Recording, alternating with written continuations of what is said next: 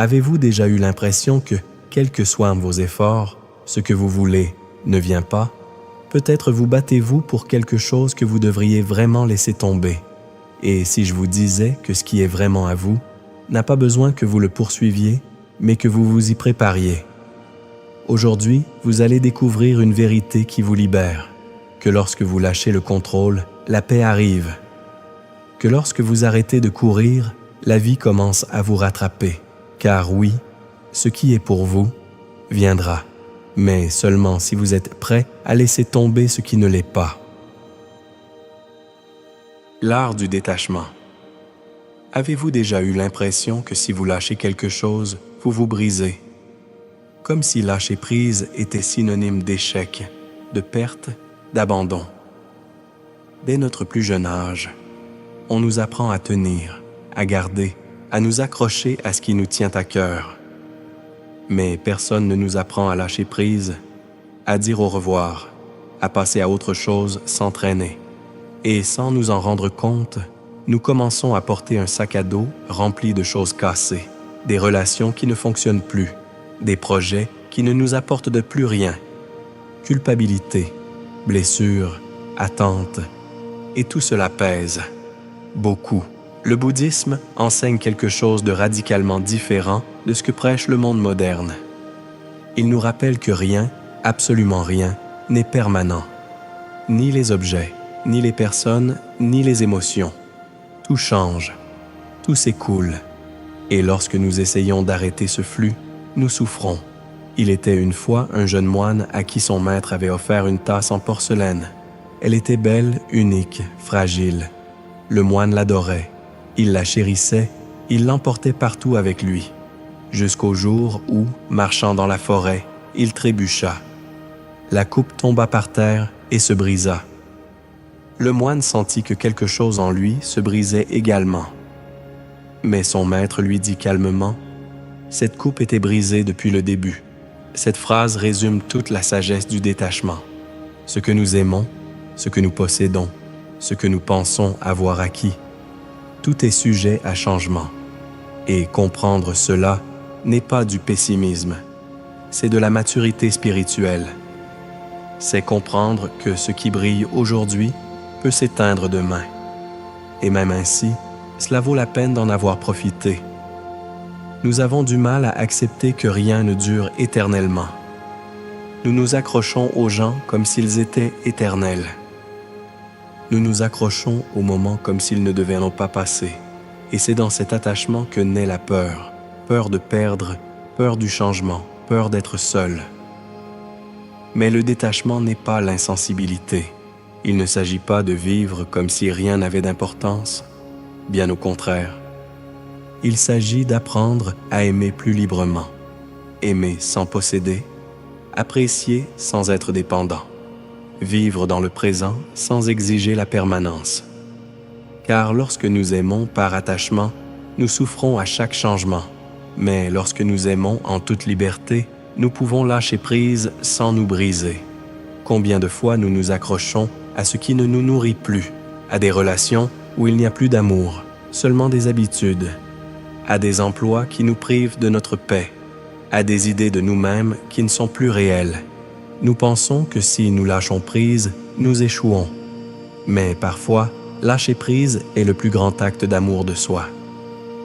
Le bouddhisme enseigne que la souffrance naît de l'attachement. Nous nous attachons parce que nous voulons la sécurité. Nous voulons que les choses durent, que tout soit prévisible, stable, éternel. Mais la véritable sécurité ne réside pas dans l'extérieur. Elle réside dans notre capacité à accepter que tout est transitoire et à rester en paix. La rivière ne s'accroche pas à l'eau qui coule. Elle la laisse passer. Et c'est dans cet abandon que réside sa force. Nous aussi, nous pouvons apprendre à nous laisser porter par la vie, à cesser de lutter contre l'inévitable, à regarder ce qui se passe avec gratitude et non avec désespoir. Combien de fois la vie vous a-t-elle pris quelque chose pour vous donner quelque chose de mieux plus tard? Mais sur le moment, vous ne l'avez pas vu. Vous étiez aveuglé par la peur, par la perte. Aujourd'hui, avec le recul, vous comprenez que c'était nécessaire. Pratiquer le détachement ne signifie pas vivre sans attachement. Cela signifie vivre sans chaîne. Apprécier ce que l'on a, en sachant que si un jour cela disparaît, on sera toujours entier. C'est comme tenir quelque chose de beau dans ses mains ouvertes. Vous ne le pressez pas, vous ne l'enfermez pas. Vous vous contentez de le contempler, d'en prendre soin, de l'apprécier, et si le vent l'emporte, vous ne vous battez pas. On est reconnaissant. Le détachement ne vous vide pas. Il vous purifie. Il vous apprend à distinguer ce qui est essentiel de ce qui ne fait qu'occuper de l'espace. C'est abandonner le besoin que tout soit comme vous le souhaitez. C'est s'ouvrir à ce que la vie veut vous donner. Car bien souvent, ce que vous avez prévu n'a rien à voir avec ce dont vous avez réellement besoin. Lorsque nous lâchons prise sur ce qui était, nous créons de l'espace pour ce qui peut être. Lorsque nous lâchons prise, nous nous reposons. Et lorsque nous nous reposons, nous voyons plus clair. Il y a peut-être quelque chose dans votre vie à laquelle vous vous accrochez fermement. Une relation, un désir, une idée. Posez-vous la question, est-ce que je m'y accroche par amour ou par peur? Si c'est par peur, il est peut-être temps de lâcher prise, de faire confiance, de croire que si quelque chose est pour vous, il n'est pas nécessaire de le forcer. Et si ce n'est pas pour vous, même si vous vous y accrochez de toutes vos forces, cela disparaîtra quand même. Il n'y a rien de plus libre que de vivre les mains ouvertes, avec le cœur disponible, avec la certitude profonde que ce qui est pour vous viendra et que ce qui ne l'est pas vous apprendra quelque chose avant de disparaître. C'est l'art du détachement, lâcher prise sans renoncer à l'amour, s'écouler sans renoncer aux sentiments et continuer à marcher, plus léger, plus sage, plus libre. Accepter la vie telle qu'elle est. Parfois, le plus difficile n'est pas ce qui arrive, mais ce qu'on s'attendait à voir arriver. Cette distance entre ce qui est et ce que nous pensions qu'il devrait être.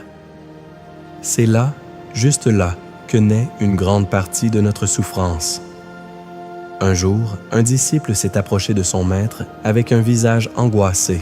« Maître, dit-il, je souffre parce que la vie n'est pas ce que je veux qu'elle soit. » Le maître le regarda avec tendresse et lui répondit « Tu souffres parce que tu résistes à ce qui est. Combien de fois nous luttons contre la réalité comme si elle était notre ennemie. Nous nous indignons, nous sommes frustrés, nous nous révoltons contre les faits. Nous pensons que, si nous nous battons suffisamment, tout rentrera dans l'ordre. Mais la vie n'est pas faite pour nous plaire. Elle est conçue pour nous façonner. Accepter n'est pas se rendre. Accepter n'est pas être passif.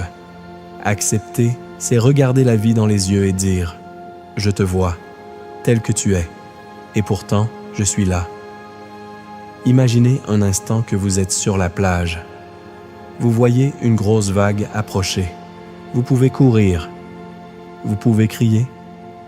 Vous pouvez essayer de l'arrêter avec vos mains. Ou vous pouvez plonger. La laisser passer. Couler avec elle. La vague ne disparaît pas parce que vous ne l'aimez pas. Il en va de même pour les situations que vous ne pouvez pas contrôler. L'acceptation ne consiste pas à tolérer ce qui vous blesse. Il ne s'agit pas de supporter l'injustice ou de renoncer à se battre pour ce qui est juste. L'acceptation consiste à reconnaître clairement ce qui se passe, sans le nier, sans dramatiser, car ce n'est qu'en voyant la réalité telle qu'elle est que nous pouvons la transformer. Souvent, notre esprit ne veut pas voir. Il s'accroche à une image de la façon dont les choses devraient être.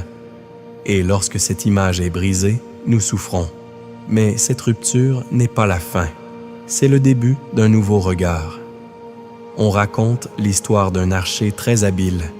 Il calculait avec précision la trajectoire de ses flèches. Mais parfois, le vent tournait, ou la cible bougeait, et même s'il avait tout bon, il n'y arrivait pas toujours. Peut-il être frustré? Oui, Pourrait-il abandonner? Peut-être.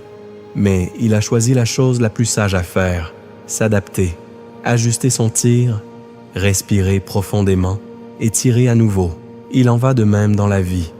Nous pouvons faire tout ce qu'il faut et pourtant, les choses ne se passent pas comme nous l'avions prévu, parce qu'il y a des facteurs qui ne dépendent pas de nous.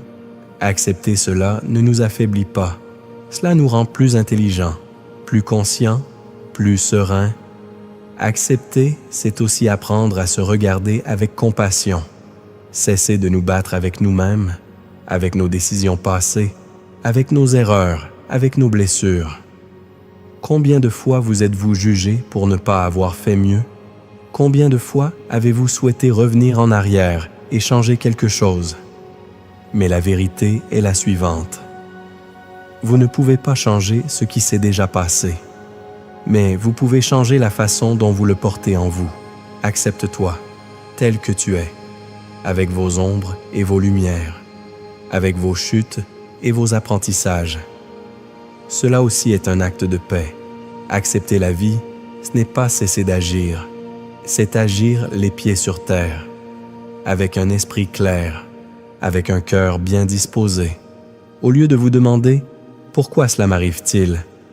Commencez par vous demander « Pourquoi cela m'arrive-t-il » Cette petite différence ouvre la porte au sens, à l'apprentissage, à la maturité. Ce qui vous blesse aujourd'hui peut être votre meilleur professeur demain. Ce que vous ne comprenez pas aujourd'hui peut être votre plus grande bénédiction demain. Mais pour y parvenir, il faut ouvrir les yeux aujourd'hui et voir, accepter et faire confiance. Comme le moine qui a brisé sa coupe et a compris qu'elle était déjà brisée depuis le début. De même, vous pouvez regarder vos pertes, vos frustrations, vos changements et y découvrir non pas une tragédie, mais un chemin. Accepter la vie telle qu'elle est n'enlève pas votre force. Elle vous donne du pouvoir. Le pouvoir de décider à partir de la vérité et non de la fantaisie. D'agir avec sérénité et non avec anxiété. Lorsque nous cessons de résister à l'inévitable, nous découvrons quelque chose d'inattendu, une profonde tranquillité d'esprit, une confiance qui ne vient pas du fait d'avoir tout sous contrôle, mais du fait de savoir que, quoi qu'il arrive, on sera capable de s'en sortir. Et dans cette confiance, vous commencez à marcher plus léger, parce que vous ne vous battez plus avec la vie. Vous marchez avec elle. Le destin et la confiance en la vie. La vie semble parfois injuste, imprévisible, voire cruelle. Et si ce n'était pas le cas? Et si tout, même ce que nous ne comprenons pas, arrivait en son temps? Les anciens maîtres du bouddhisme ne donnaient pas de réponse directe. Ils racontèrent des histoires, parce qu'ils savaient que les histoires éveillent ce que les mots ne peuvent toucher. Il était une fois un vieux moine qui vivait dans un village isolé. Un jour, un magnifique cheval sauvage apparut dans son jardin. Les villageois accoururent tout excités pour lui dire « Quelle chance tu as! Un tel cheval est un véritable trésor. » Le moine, avec un sourire serein, répondit « Chance ou malchance? Qui sait? » Peu de temps après, le fils du moine essaya d'apprivoiser le cheval, mais il tomba et se cassa la jambe. Les villageois reviennent, accablés de chagrin. « Quel malheur! Votre fils ne pourra plus travailler. » Le moine, une fois de plus, dit « Chance ou malchance? Qui sait? » Quelques semaines plus tard, la guerre éclate. Tous les jeunes hommes du village sont enrôlés. Tous, sauf le fils du moine, qui ne pouvait pas se battre à cause de sa blessure. Les villageois, une fois de plus, s'exclament « Vous avez de la chance !» Et le moine, tout aussi calmement, de répondre « Chanceux ou malchanceux? Qui sait? » Cette histoire, si simple, contient une immense vérité. Nous ne pouvons pas juger les événements d'après leur apparence. La vie évolue en spirale et non en ligne droite. Ce qui semble être une perte aujourd'hui peut demain se révéler être un cadeau déguisé. Combien de fois cela vous est-il arrivé? Vous perdez un emploi, et vous pensez que tout s'écroule. Mais plus tard, vous découvrez une vocation plus profonde. Une relation se termine et vous pensez que vous allez rompre. Mais vous découvrez une version de vous que vous ne soupçonniez pas. Le problème, c'est que nous ne voyons que le présent. Et le présent semble parfois incomplet, mais ce qui fait mal aujourd'hui peut avoir du sens demain. La vie se trompe rarement. Elle n'est tout simplement pas pressée de s'expliquer. Une autre histoire raconte qu'un homme a trouvé un cocon de papillon. Il vit que le papillon luttait pour sortir. Avec de bonnes intentions, il ouvrit soigneusement le cocon pour l'aider. Le papillon est sorti, mais ses ailes étaient faibles. Il ne pourra jamais voler. L'effort interrompu par l'homme était exactement ce dont le papillon avait besoin pour devenir plus fort. Il en va de même pour nous. Nous voulons accélérer les processus, forcer les réponses, obtenir des résultats sans passer par le voyage. Mais le processus n'est pas un obstacle, c'est la préparation. La confiance dans la vie ne signifie pas rester les bras croisés. Cela signifie agir sans anxiété, semer sans contrôler la récolte, attendre sans désespérer. C'est comme l'agriculteur qui sème son champ avec amour. Il l'arrose, il en prend soin, mais il n'arrache pas les plantes pour les faire pousser plus vite. Il sait que tout a son rythme. L'univers ne nous prend rien. Il ne prend que ce qui a déjà achevé son cycle, et il donne au moment où nous sommes prêts à recevoir. Mais pour voir cela, nous avons besoin d'une chose qui se fait rare à notre époque, la patience et une ouverture d'esprit. Lorsque nous faisons confiance, nous cessons de lutter contre ce que nous ne comprenons pas. Nous devenons des observateurs plutôt que des victimes. Et en observant, une question clé se pose. Qu'est-ce que cela m'apprend?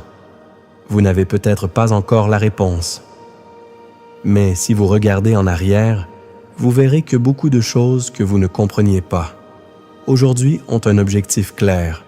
Accepter l'incertitude n'est pas facile, mais elle est profondément libératrice. Elle nous permet de lâcher le contrôle et de commencer à vivre. Car, en fin de compte, ce qui est pour vous viendra. Peut-être pas comme vous l'aviez prévu, peut-être pas au moment où vous le vouliez, mais il viendra. Et ce qui ne viendra pas vous laissera quelque chose avant de partir. Une leçon, une cicatrice, un réveil, la confiance dans le temps de la vie. Croire que même si l'on ne voit pas le chemin, on est guidé, et dans cette confiance réside la paix. La méditation, un chemin vers la paix intérieure. Nous vivons l'esprit plein, plein de pensées, de soucis, de listes de choses à faire, de bruit. Nous nous précipitons d'un endroit à l'autre. Nous sautons d'une notification à une idée, et lorsque nous nous arrêtons enfin, nous réalisons qu'à l'intérieur, nous courons toujours. Et si la paix que nous recherchons ne résidait pas dans le fait d'en faire plus, mais dans le fait de s'arrêter un instant et de simplement respirer? Un disciple s'est approché de son maître et lui a dit « Mon esprit est un tourbillon. J'essaie de trouver la paix, mais plus j'essaie, plus je me sens agité. » Le maître lui tendit un verre d'eau rempli de terre et lui dit « Donne-lui de l'eau. » Le disciple obéit. L'eau devint trouble. Puis le maître dit « Maintenant, laissez-la se décanter. » Peu à peu, la terre tomba au fond et l'eau devint claire. « C'est ainsi qu'est l'esprit, » expliqua le maître. Si vous le laissez tranquille, la clarté vient d'elle-même. C'est cela la méditation. Il ne s'agit pas de vider l'esprit. Il ne s'agit pas d'échapper aux problèmes. Il s'agit d'observer sans se battre, être présent sans exigence, regarder les pensées passer comme des nuages dans le ciel, sans s'y accrocher, sans les laisser nous envahir. Dans un monde plein de bruit, méditer est un acte de rébellion pacifique. C'est couper le volume extérieur pour écouter ce qui compte vraiment. C'est un retour à la maison. Les bienfaits de la méditation sont confirmés par la science. La méditation réduit le stress, elle améliore la concentration, elle renforce le système immunitaire.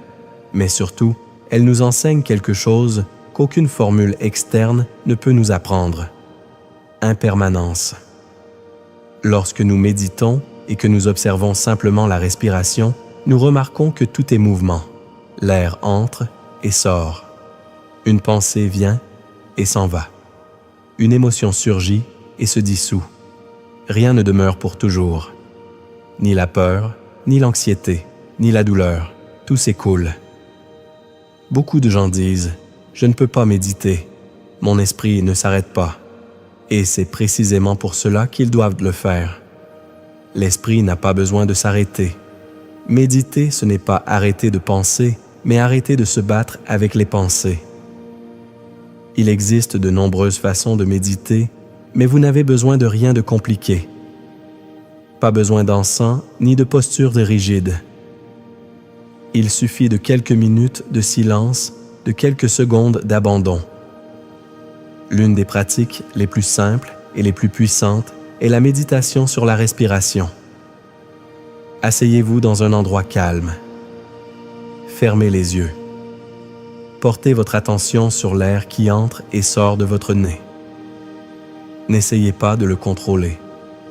Observez-le simplement. Et si votre esprit est distrait, car il le sera, ne vous mettez pas en colère. Revenez simplement à votre respiration. Une autre pratique magnifique est la méditation de la gratitude. Chaque jour, passez quelques minutes à vous souvenir d'une chose pour laquelle vous êtes reconnaissant. Cela n'a pas besoin d'être important, cela peut être le soleil sur votre visage, le pain sur votre table. Cela change votre perspective. Cela vous aide à voir ce que vous avez plutôt que ce qui vous manque. Et puis, il y a la méditation du lâcher-prise. Pensez à quelque chose qui vous préoccupe, à quelque chose qui vous pèse. Imaginez que vous le tenez dans vos mains. Respirez profondément. Et à chaque expiration, imaginez que vous le laissez partir. L'abandonner, le laisser partir. Ces pratiques sont des graines. Vous n'en verrez peut-être pas les fruits au début, mais si vous les cultivez chaque jour, vous remarquerez peu à peu le changement. Vous réagissez moins, vous respirez davantage, votre esprit cesse d'être une tempête et devient un lac. La méditation ne vous retire pas du monde, elle vous prépare à le vivre plus sagement. Elle vous apprend à être présent. Et le plus beau cadeau que vous puissiez vous faire, parce que dans le présent, il n'y a pas d'anxiété à propos de l'avenir, pas de culpabilité pour le passé. Il n'y a que le moment présent. Et ce moment est plein de vie. Méditer, c'est dire à son âme, « Je suis ici. Je n'ai pas besoin d'aller quelque part. Je n'ai pas besoin de tout arranger. Il me suffit d'être. » Et dans cette présence silencieuse, la paix commence à jaillir. Lâcher le contrôle et se laisser porter par la vie. Une partie de nous veut tout contrôler, planifier chaque détail, anticiper chaque étape, s'assurer de chaque résultat. Nous pensons que si nous contrôlons tout, nous éviterons la douleur, les erreurs et le chaos. Mais la vie ne fonctionne pas ainsi. Le contrôle est une illusion qui nous épuise. Et plus nous essayons de serrer le monde dans nos mains, plus il nous glisse entre les doigts. Un jour, un disciple se tenait à côté de son maître au bord d'une rivière. Ils regardaient tous deux l'eau couler, et le maître dit « Regardez comme elle coule. Elle ne résiste pas. Elle contourne les pierres. Elle passe à travers ce qui est difficile. Elle s'adapte à chaque courbe. Il ne lutte pas contre le courant. Il va simplement de l'avant. C'est l'art de vivre. Mais nous résistons. Nous voulons contrôler nos relations, notre avenir, ce que les autres pensent de nous, notre succès, notre santé, même nos émotions. Et quand les choses ne vont pas comme nous le souhaitons, nous sommes frustrés, nous nous en voulons ou nous blâmons les autres. Mais voici la vérité. Nous pouvons faire de notre mieux, mais nous ne pouvons pas contrôler le résultat. Nous pouvons aimer profondément, mais nous ne pouvons forcer personne à rester. Nous pouvons prendre soin de notre santé, mais nous ne pouvons pas éviter la maladie pour toujours. Nous pouvons faire de notre mieux et ne pas obtenir ce que nous voulons. Lâcher le contrôle ne signifie pas abandonner. Cela signifie faire confiance. Croire que, quoi qu'il arrive, nous pouvons nous en sortir. Faire confiance au fait que tout ne dépend pas de notre force et que, souvent, la vie en sait plus que nous. Une histoire bouddhiste raconte l'histoire d'un homme suspendu à une branche au bord d'une falaise. Il était épuisé, mais il avait peur de lâcher prise. Il ne savait pas que juste en dessous de lui se trouvait la terre ferme. S'il avait simplement lâché prise, il aurait été en sécurité. Mais sa peur l'a maintenu prisonnier. C'est ainsi que nous vivons souvent. Nous nous accrochons de toutes nos forces à des emplois qui nous accaparent, à des relations qui sont terminées, à des rêves qui ne sont plus les nôtres, à des versions de nous-mêmes qui ont expiré. Nous pensons que si nous lâchons prise, nous tomberons. Mais souvent, c'est le lâcher-prise qui nous sauve. Comment apprendre à lâcher prise? Tout d'abord, en acceptant que l'incertitude fait partie de la vie. Tout n'a pas d'explication immédiate, tout n'est pas prévisible, et ce n'est pas une mauvaise chose.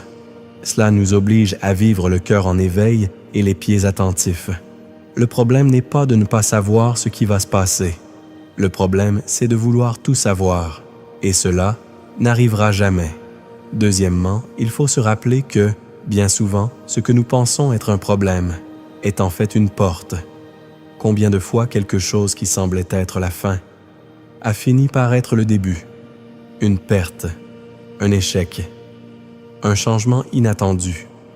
Et quelque temps plus tard, vous vous êtes dit « Heureusement que ça s'est passé comme ça ». Le détachement se pratique également en ne s'identifiant plus aux résultats. Faites ce que vous aimez. Faites de votre mieux. Mais ne vivez pas comme un esclave de ce que vous obtenez, comme le peintre qui peint pour le plaisir de créer et non pour vendre son œuvre. Comme l'enfant qui joue, non pas pour gagner, mais pour la joie du jeu. Lorsque nous vivons ainsi, la vie devient plus légère, plus libre, plus vraie. La méditation est un grand allié dans ce processus. Elle nous aide à regarder nos peurs sans nous laisser emporter. Elle nous aide à faire la distinction entre ce que nous pouvons changer et ce que nous devons laisser tomber. Lâcher le contrôle, c'est ne pas tout laisser au hasard. C'est croire que, même si nous ne pouvons pas tout gérer, nous avons la capacité de nous adapter, de réagir, de grandir. C'est cesser de lutter contre le courant et commencer à nager avec lui. Et lorsque vous nagez, quelque chose de magnifique se produit. Vous ressentez de la compassion pour soi, pour les autres, pour la vie. Parce que vous comprenez que nous essayons tous de faire de notre mieux dans un monde qui n'est pas toujours clair. Lâcher le contrôle signifie aussi lâcher l'exigence, le jugement, le blâme. C'est regarder sa vie et dire « J'ai fait de mon mieux, et maintenant je lâche prise ». Et quand vous lâchez prise, vous ne vous perdez pas, on se retrouve. Compassion pour soi et pour les autres. Il y a une sorte de douleur qui ne vient pas de ce que les autres nous font, mais de ce que nous nous disons à nous-mêmes. Les mots que personne n'entend, mais que nous nous répétons intérieurement. Je suis un raté. Je ne suis pas assez bien. Je ne changerai jamais. Nous nous culpabilisons. Nous commettons des erreurs. Nous prenons des décisions que nous ne pouvons plus annuler. Et sans nous en rendre compte, nous devenons notre pire ennemi. Un jour, un moine marchait sur un chemin de terre lorsqu'il rencontra un homme qui pleurait et se frappait la poitrine. « Maître, dit l'homme, j'ai fait beaucoup d'erreurs. J'ai blessé des gens que j'aime. Je ne peux pas me pardonner. » Le moine le regarda doucement et lui répondit « Si un oiseau se brise l'aile parce qu'il a fait une erreur en vol, comment peut-il voler à nouveau? C'est ainsi que nous vivons parfois. Nous nous blessons intérieurement dans l'espoir de mériter la rédemption. Mais la punition n'apporte pas la guérison. La culpabilité ne construit pas. La dureté ne transforme pas. Le bouddhisme enseigne que la compassion n'est pas seulement un geste envers les autres, mais aussi un chemin vers soi-même. Et non, l'apitoiement n'est pas une excuse, ce n'est pas une justification, ce n'est pas l'évitement de la croissance, c'est le terrain fertile où une véritable transformation peut s'épanouir. Un arbre ne devient pas plus fort parce que vous le frappez. Il grandit parce que vous l'arrosez, que vous en prenez soin, que vous lui donnez du temps. Et pourquoi pensons-nous que nous sommes différents? Nous sommes souvent plus exigeants envers nous-mêmes que nous ne le serions envers une personne que nous aimons. Nous nous disons des choses que nous ne dirions jamais à un ami. Et puis nous nous attendons à vivre en paix. La paix commence par la compassion. Et la compassion commence à la maison. Il existe une pratique bouddhiste appelée metta, ou méditation de l'amour bienveillant. Elle consiste à répéter des phrases de bien-être, d'abord pour soi-même, puis pour les autres. Que je me porte bien, que je sois heureux, que je vive en paix. Au début, c'est difficile. Beaucoup de gens ont du mal à se souhaiter du bonheur, parce qu'ils pensent qu'ils ne le méritent pas. Mais c'est là que se trouve la racine. Ce n'est que lorsque vous vous parlez à vous-même avec amour que vous pouvez aimer sans crainte. Ce n'est que lorsque vous vous pardonnez à vous-même que vous pouvez aller de l'avant sans être accablé. La compassion, c'est aussi regarder les autres avec des yeux différents. Savoir que chaque personne, même celle qui vous a fait du mal, agit à son niveau de conscience. Cela ne justifie pas la blessure, mais cela l'explique. Et en le comprenant, vous vous libérez. Non pas pour rester là où vous êtes blessé, mais pour cesser de porter du poison dans votre âme. Car garder la rancune, c'est comme tenir une braise avec l'intention de la jeter. En fin de compte, c'est vous qui vous brûlez. On raconte l'histoire d'un homme qui marchait avec un gros sac de pierres sur le dos. Il était épuisé. Un moine le vit et lui demanda « Pourquoi portes-tu cela? Ces pierres sont mes rancunes, mes ressentiments, mes blessures. » répondit l'homme. Le moine lui dit « Laisse-les. Tu n'en as pas besoin pour poursuivre ton chemin. Et c'est vrai, tu n'as pas besoin de porter ce qui t'a brisé. Tu n'as pas besoin de te souvenir de chaque blessure comme s'il s'agissait de ton identité. Vous pouvez lâcher prise, et en lâchant prise, vous n'oubliez pas ce qui s'est passé. Mais vous choisissez de ne plus en souffrir. La compassion n'est pas une faiblesse. C'est la force dans sa forme la plus pure. Il faut plus de courage pour pardonner que pour s'accrocher à la haine. Plus de courage pour lâcher prise que pour s'accrocher. Plus d'amour pour regarder avec tendresse que pour juger. Lorsque vous cultivez la compassion, quelque chose change. On devient plus patient, moins réactif, plus compréhensif à l'égard de soi-même et des autres. Et ce changement ne transforme pas seulement votre façon d'être en relation avec les autres, transforme également votre monde intérieur. Car vivre avec compassion, Zrenia, c'est vivre en paix. Intégrer les enseignements bouddhistes dans la vie quotidienne. Il est facile d'apprendre. Comprendre l'est tout autant. Mais intégrer est une autre chose. Vous pouvez lire 1 millier de livres, regarder des centaines de vidéos, écouter les grands maîtres, mais si vous ne l'appliquez pas dans votre vie quotidienne, tout ce savoir s'évapore. Un jour, un disciple a demandé à son maître « Combien de temps me faudra-t-il pour atteindre l'illumination ?» Le maître répondit « Si vous marchez avec précipitation, cela vous prendra beaucoup de temps. Mais si tu marches avec patience, cela viendra plus tôt que tu ne le penses. » C'est la clé. La transformation ne se produit pas d'un seul coup. Elle se fait pas à pas avec de la pression, avec de la pratique. Maintenant que vous connaissez les enseignements, comment les concrétiser? Comment les rendre vivants? Commençons par le détachement. Il ne s'agit pas de ne pas aimer. Il s'agit d'aimer sans posséder. Il s'agit d'apprécier ce que l'on a sans avoir constamment peur de le perdre. Lorsque quelque chose de bien entre dans votre vie, recevez-le avec gratitude et non avec anxiété. Et si un jour elle disparaît, laissez-la partir avec dignité. Posez-vous la question, est-ce que je m'accroche par amour ou par peur? La réponse sera votre balise. Ensuite, l'acceptation radicale. Chaque matin, posez-vous la question suivante. Que puis-je accepter aujourd'hui? Il s'agit peut-être de quelque chose que vous ne pouvez pas changer, une erreur que vous avez commise, un trait de caractère, une personne difficile. Accepter, ce n'est pas renoncer, c'est cesser de lutter contre ce qui est déjà, pour agir à partir d'un lieu de paix. C'est alors que vient la confiance dans la vie. Lorsque quelque chose ne va pas dans votre sens, rappelez-vous l'histoire du cheval du moine. Ne vous empressez pas de qualifier les événements de bons ou de mauvais. Contentez-vous d'observer et demandez-vous quelle leçon cela m'apprend-il. Avec le temps, vous verrez que tout a un but caché. La méditation est votre outil quotidien. Vous n'avez pas besoin d'heures ou de techniques complexes. Il suffit de quelques minutes de respiration consciente. 5 minutes. Fermez les yeux. Observez votre esprit sans jugement. C'est comme faire la poussière avant de commencer la journée. Et oui, lâchez aussi le contrôle.